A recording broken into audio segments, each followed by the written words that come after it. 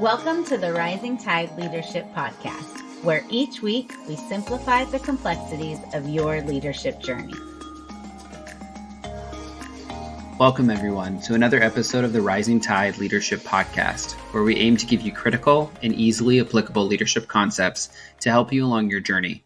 I'm your co-host, Scott, and I have the privilege of talking life and leadership with the owner and founder of Rising Tide Leadership, Dr. Michael David Morales, aka Mo.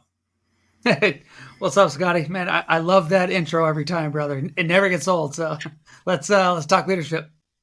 I'm glad it never gets old because it never changes. I got a great lead off for us today. I got to pull this one out of the vault here. So for my very first ever job when I was 15 years old, I started working for a catering company in my hometown that my sister had been working for. I was young, and it was my first job that paid, at that time, it paid $10 an hour, which was an absolutely amazing amount of money for a 15-year-old. Man, you were rich.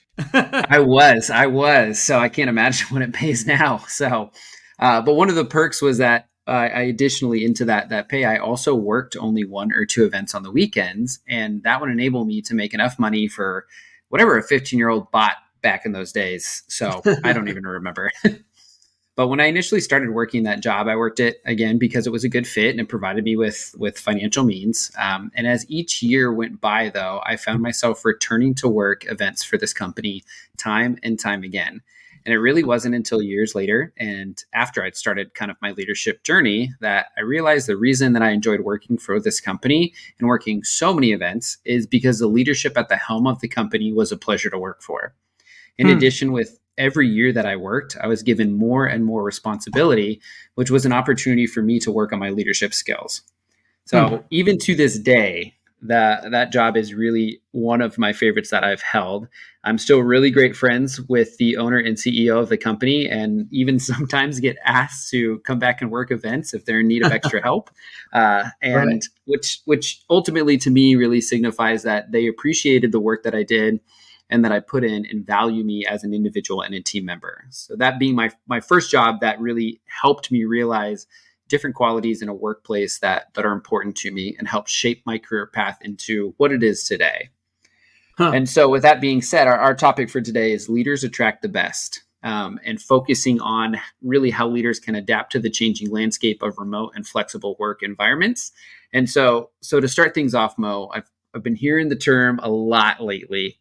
Career nomad. It's kind of coming out of nowhere, but I've been hearing it so much, I feel like. So why is this term gaining so much attention in the business world? Yeah, absolutely. I mean, really the rise of the career nomad, as you just said, is really it's a result of people just it's the trend of remote work, and it's really accelerated right back in 2020 with COVID during the pandemic. And so now professionals really, they have the freedom to work anywhere. And that's what we learned during the pandemic. And I think that's one of the things that was helpful for us to learn as we came out of that. And it really reshaped our understanding of work and work-life balance and productivity as a whole.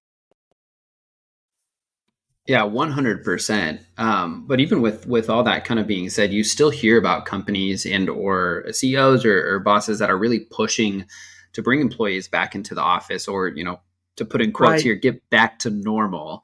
So what do you really think about that? And what advice do you have for leaders that are navigating this shift? Yeah, I think, that actually really brings us to our first point today, Scott, which is remote work is here to stay. And so for the bosses out there, you're probably not going to want to hear this, but I mean, remote work is here to stay. Now, if your boss is working and he or she is in the office 5 days a week, you should probably be in the office 5 days a week or 4 days a week, 3 days, whatever it is. But even so, we're realizing that some jobs, they don't need to be there for 5 days. Now, you can be there, and there's studies that are being done, and actually, we haven't had enough time since, again, back to 2020 for us to see people and how they do when they're remote as opposed to in the office. But Nevertheless, Scott, remote work is here to stay. And so leaders, you need to recognize that remote work is going to be a significant portion of the workforce going forth. And so if you want to attract and retain the best talent, organizations really need to invest in technology. They need to foster open communication, and they need to create a work culture that values flexibility. There's that word, Scott, flexibility. Leaders are always called to be flexible. In fact, one of my mentors once told me, "Blessed are the flexible, for they will not be broken." So leaders, learn to adapt and provide tools and support for remote work and let people thrive in this new environment. And so, Scott, how many of us would have, ever thought that we wouldn't go to work 5 days a week? I mean, isn't that crazy? But that's where we are, right? In fact, I remember reading a book, and I think I even told you about this book. I'm not sure if you've read it or not yet, but you should if you haven't, and so should our listeners. But it's called The 4-Hour Workweek. And it's by a guy named Tim Ferris, and he actually wrote it several years ago. And what's crazy is that so many of the topics that Tim talks about in this book are really significant for today. And he was really ahead of his time. The book discusses making yourself valuable in a world where so many people waste time. And so we really found out during when people had to start working remote, again, back during the pandemic, that, well, we had to be productive. And really, Scott, we had to put trust in one another. And so, Scott, have you ever seen the movie Office Space? Absolutely.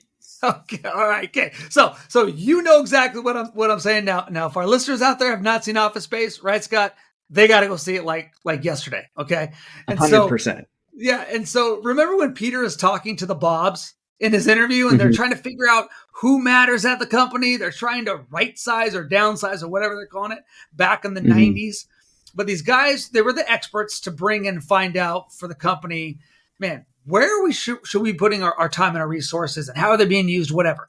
But when Peter gets pulled in, Peter's at a place in his life and he doesn't care pretty much. And the Bobs ask him all these questions about work and Peter just decides to be straight up. And the Bobs say, "Hey, Peter, what is it that you do here?" And Peter says, "You know what? In a given week, I probably only do about 15 minutes of real, actual work." And these guys, right? They're totally flabbergasted, and they're like, "What?" And Peter's like, "Yeah." So he goes along and he tells them about how he just tries to stay away from his bosses and look like he's productive, and then take a long coffee break, and slip in late and slip out early, all that stuff. But I mean, what a great quote, right?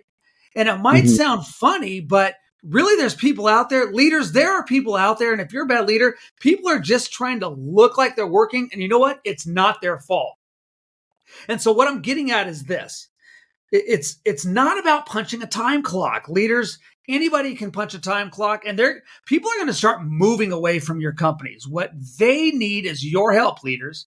They need your help with not just getting stuff done, but you need to learn how to trust people and not breathe down their back. So think about it. If you give team members flexibility to do what they need to do, they're probably going to get a lot more done.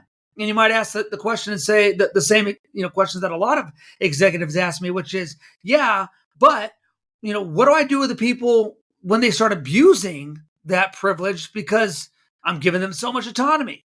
And my question back, Scott, always to those leaders is always the same, which is, well, why would you want to have those kind of people on your team? So if there are those kind of people that are out there and you have them and you have to micromanage people to get things done, well, then there's really a couple things going on. First, they're probably not good workers and you don't want them on your team anyway. But two, and most importantly, Scott, you're not the leader that you think you are. If you breed a culture of people who are trying to skirt work and not get things done, it says more about you as the leader than it does about them as the employees. Okay, it's not right, Scott. What does Jacko say? He says there are no bad teams. There are only bad leaders. That's right. There are no bad teams. There are only bad leaders. So that's my nice way, Scott, of saying, be better at leadership. Give your people a reason to be there and give them, Scott, a reason to be a part of your team. Yeah, I feel like that's such a critical point to make there. That idea of it's more than just punching a clock. So I know so many different workplaces, and I know so many individuals that just really concentrate on punching that clock, making sure Right. that they are there for what they deem is an adequate amount of time, or they want to be Yep. seen as being there for an adequate amount of time. So I know quite a few individuals like that. So but let's press forward then to our kind of our second point of today. So from the employee standpoint, it almost seems like there's a resistance to full-time office work. So I Hmm. know I don't have a lot of social media, but I am pretty active on LinkedIn, and every morning I Right. enjoy reading my daily rundown, and it constantly, I mean, I kid you not, it's probably 3 or 4 times a week, features an article about some business and its return to office. So many Huh. professionals, I feel like, don't actually see themselves returning to the office full time. So then Right. how can leaders proactively and positively accommodate this? Yeah, I kind of hit point two a little bit in part one, but I want to expand on it because point two is this, Scott. If leaders are going to attract the best, they need to offer flexibility and adaptability. Now, it's all about flexibility and adaptability. Leaders need to empower their teams to choose the work setup that suits them best, whether that's in the office or that's fully remote or hybrid or whatever. You got to figure that out. And if you're like, well, it's my way or the highway, this is how things are done. Well, if your people that are working for you think that they could actually be more efficient in a hybrid situation or offline, well, then you really ought to listen to them because if they think that, Scott, somebody else is probably going to think that, and you're not going to create an environment where anybody wants to work for you. So what I do is I encourage open dialogue, right? With the leaders that I work with, I say, you got to help your people, talk to them, talk about the preferences that provide necessary resources for every different scenario, right? Because this flexibility is going to increase employee engagement and then it's going to help your retention, right? And that's crucial for attracting the best talent. And so, how often, really, do we talk about people, being given the space to be creative? Scott, we want creative people, and so the problem is most people get to their job every day and they don't want to be there. And one attitude to have regarding that is to say to yourself, well, if they don't like it, then they can go somewhere else. But that's not leadership; that's management. Leaders find a way to help people want to be a part of their culture. So the question, Scott, for our listeners is, for our leaders is, are you creating flexibility and adaptability? And when we talk about flexibility, this is what we mean. There needs to be a need for people to figure out the best way for them to be productive. Does that mean that your company needs you to be there 5 days a week or even more? I don't know. All jobs are different. And Scott, all the jobs I've ever had, they needed me to be there 5 days a week and sometimes longer, right? I mean, you know that I've been both in ministry as a pastor and I've been a coach for my entire adult life. And so both of those jobs are about programming. So what do I mean by that? It means that, for instance, as a pastor, people go to church and they go on Sunday. And so what do we do on Monday morning? Well, we have to debrief what happened on the weekend. And so it's that simple. As a coach, we have competitions. And after the competition, what do you have to do? You have to debrief the competition. So you're in the same kind of industry that I am. And it's about program. Scott, you have to be there for the things that you do, right? And so when you are doing what you're doing out there, leaders, whatever you're doing, do you need your people actually to be there 5 days a week? Or can they do some of the stuff that they need to get done at home? Because trust me, there's a lot of jobs and there's more coming where people are going to be able to not have to be there 5 days a week. And I know people don't like to hear this because we always put productivity with actually, stamping a time clock. And yet again, in the industries that you're in, and again, all the industries I've ever been in, that's what it's like. And Scott, I don't mind being there 5 or 6 days a week. That's what I have to do. Mm-hmm. I mean, how many sports coaches do you know that can do their job virtually? I mean, you Mm-hmm. can if you have to, right? During COVID, again, some coaches got COVID and they had to stay away, but that wasn't productive as if they were there because that's how sports coaching is. But what if you're a computer programmer? What if you're somebody who does some kind of training at your company and you think, well, I can do this. My boss can have me do this virtually. You leaders need to talk to your people and help them be flexible so that you can make everything that you do better. Because Scott, really, the question we have to ask is, what does it mean for us to get stuff done, whether it's in the office or whether it's in a hybrid sense? Yeah, 100%. And I mean, just like you, my job really requires me to come in, and there's a large chunk of my job Yes. that physically I have to do. But then additionally, on top of that, I miss out on some good opportunities for mentorship if I don't show up to work. And like you said, sometimes it's 5 days a week, sometimes it's 6, sometimes it's 7 days a week. So yeah, you're right. Yeah. And Scott, that's why you and I really started talking a lot more, right? Because, your job just isn't about, fixing people, even though that's part of what you do on the competition field. Now you just mentioned, you see your life as a deeper calling, right? And you don't help people just on the field or on the court or around that, but you want to help them in all aspects of life, right?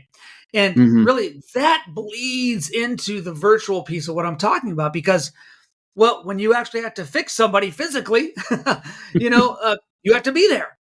But then somebody might say, "Hey, Scott, I've got a question." And Scott, we talk about this all the time. People say, "Scott, I've got a question about this," and you're like, "Well, I've got to run, but give me a call, or we can Zoom or whatever." You see, like that's what I'm talking about, leaders. You can be effective both in person and virtually. And so, Scott, all of my clients, pretty much that I talk to now, they're all virtual for coaching. When I do life coaching. I can run a seminar. I can run a training. I can do all these things online and don't have to be directly in front of people. Now, if I can be directly in front of people, that's great, but that's just going to cost them more money. So sometimes I say, why don't we just do this virtually? And so, yeah, the first option for leaders, and you said that, right, to have influence is to be face-to-face and, be in person. But now life has shifted over the past few years that now we have the opportunity to expand our reach. And leaders, that's what you need to do. Expand your reach. So again, are you being flexible and adaptable in the way that you can and should be doing your job? So Scott, here's an exercise for you and our listeners, and even for me. What part of your job is the in-person kind of stuff, and what part is virtual?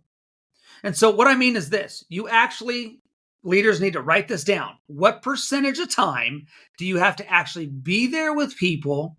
And what percentage do you not need to actually be in front of them? There's a percentage there somewhere, give or take, right? I mean, yeah, it could change from day to day. But if you say in a given week, Scott, when you are there helping people, fixing them physically, what percentage is that? And then now, what percentage is it that kind of time where you can do the virtual stuff, right? Because I'll bet you, and I know this actually for a fact, because Scott, you and I have been on this journey for a couple of years now, you are slowly moving more of a percentage to where you can be virtual.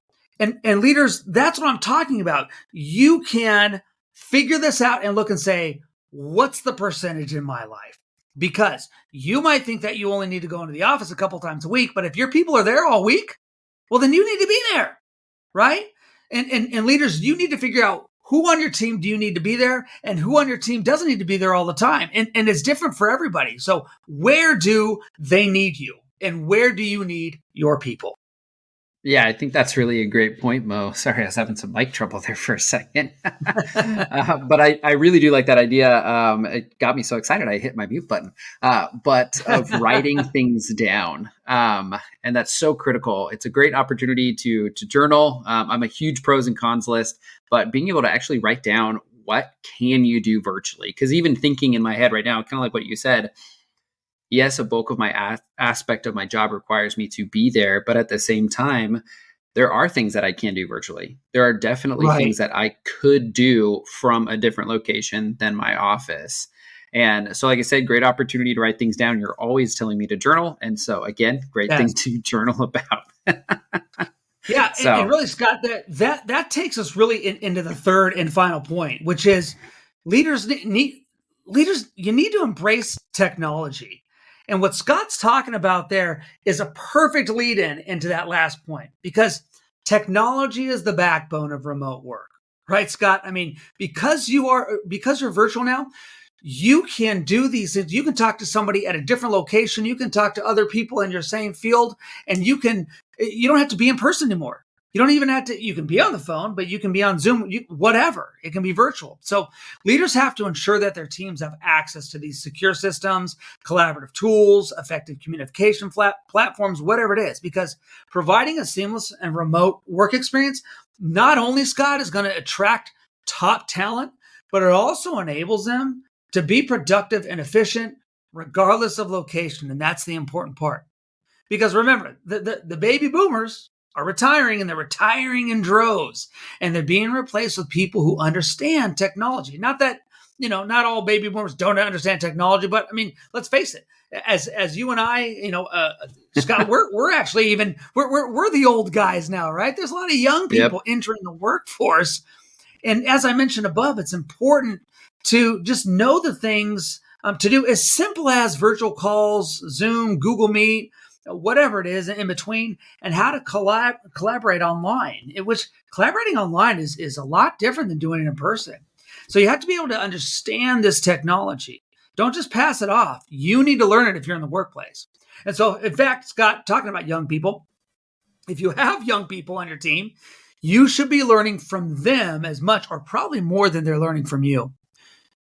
And it's a privilege to speak into the lives of young people as a coach and a pastor in my entire career. And yes, I want to pass on good values and principles to them. But if I want to grow, I need to learn from them. And technology is really one of those places where I can literally just sit and learn from young people. And so when your people, leaders, see that you want to learn from them, of course they're going to want to follow you. Remember what Maxwell said in 21 Irrefutable Laws of Leadership. He said, Scott, you have to make the connection before people will buy into your vision. And so, are you the kind of leader that people want to follow? You see, the reason that I asked this question to our listeners is that, specifically on our podcast, is that a lot of leaders out there want people to follow them, but they don't want to continue to learn themselves. And that's one of those areas that I'm saying you can't do that, leaders. Leaders are always learning. If you're not good at technology, this is a great place for you to learn. And so you're going to get better, and your people are going to see you get better. And then they're going to say, man, I really want to follow this leader, because they might not be as good as I am as a young person at technology, but hey, they're learning. And so how are you learning? And really the question is, here's a great one, Scott. Are you using technology in the right way? And Scott, you just said, and I know we talk about this a lot, you don't have a big digital footprint. You're just like, man, I don't want to be online if I don't have to. I've got a family. I got to do all these things. I don't have time. And Scott, that's a great way to look at it, because, we have to really put the right amount of time in the right amount of things. And so leaders, if you're trying to do that, what kind of effort are you doing, at least to stay up on the latest trends? Because Scott, I know you do that, right? And it's important for the young people that you influence, because they expect you to be able to talk to them and meet with them virtually on Zoom or Google Meet or whatever it is. And so you continue to learn. And I appreciate that about you, Scott. And so for our leaders out there, what is the most important thing for you to do in this? And here it is. It's a continual state of learning, because if you learn, people are going to want to adapt in the same way, and they're going to want to be like you. They're going to do, Scott, the same thing. Yeah, man, what a way to kind of close out there. And it's but it's clear that leaders who look and embrace that remote work are flexible in that, and kind of breed those flexible cultures. And then, but just also, like you said, invest in technology and invest in the right ways, are just going to be better positioned to attract and retain the best possible talent in the changing landscape that is the workforce these days.